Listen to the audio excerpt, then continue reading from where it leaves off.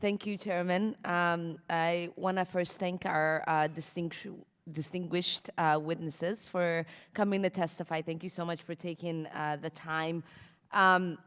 This Saudi-led coalition has engaged in a military action in Yemen for a little over 3 years now, and the ongoing military campaign has triggered one of the world's worst humanitarian crises. In the last 3.5 years, more than 17,000 people have been killed and another 40,000 wounded. A further 3 million have been internally displaced, and according to USAID, 22.2 million Yemenis, or 3/4 of the Yemeni population, need humanitarian assistance. Millions are on the verge of starvation. There's a cholera outbreak that's tied to the Saudi-led war that has erupted in 21 of Yemen's 22 provinces, infecting approximately 1 million Yemenis, making it one of the worst cholera outbreaks in our history. And I know that we are having a conversation about, what our interests are, but I want us to root this conversation in the interest of protecting human life and furthering our values of protecting human life. I agree with my colleague, Mr. Berry, that we have known for years about Saudi brutality and its atrocity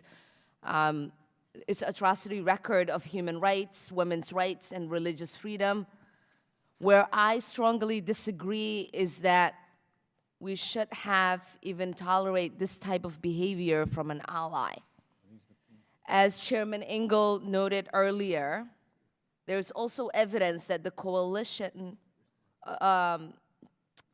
of arming the Al-Qaeda in the Arabian Peninsula linked fighters in Yemen, directly undercutting our military's objective there.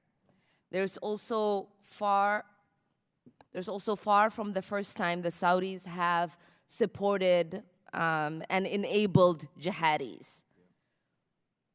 My concern is about the way our support for the Saudi, in spite of these clear contradictions with our values and our interests, are affecting our diplomatic credibility in the region.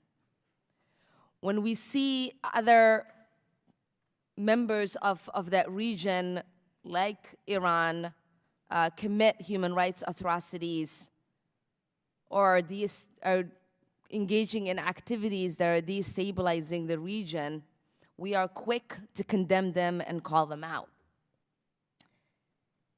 So my question is to Mr. Sullivan. In your answer to Mr. Levin's question earlier, you said human rights needs to be at a higher priority.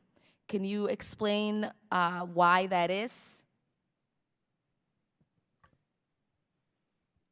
In a number of our significant relationships around the world, including the U.S.-Saudi relationship, we sometimes have to make decisions about what we're placing paramount priority on in terms of what we deal with on a day-to-day basis. And there are instances throughout Democratic and Republican administrations where human rights take a backseat to short-term security interest concerns. That has happened in the Obama administration, the Bush administration, the Clinton administrations. It's happening with much more frequency in the Trump administration. The issue I see with Saudi Arabia is that we have allowed that to become so embedded in our muscle memory in the relationship that we basically don't really press on human rights concerns much at all. And particularly with the current president essentially saying, I don't care about those issues, do as you please. I think this has reached a point where it's no longer sustainable for the United States, and that we have to find a way consistent with the complexity of our interests in the region to elevate the dialogue and discourse and urgency of our demands of our partners that they do better when it comes to how they treat their citizens.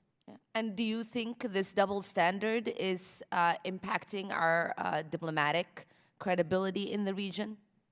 I think it's a broader issue with U.S. foreign policy.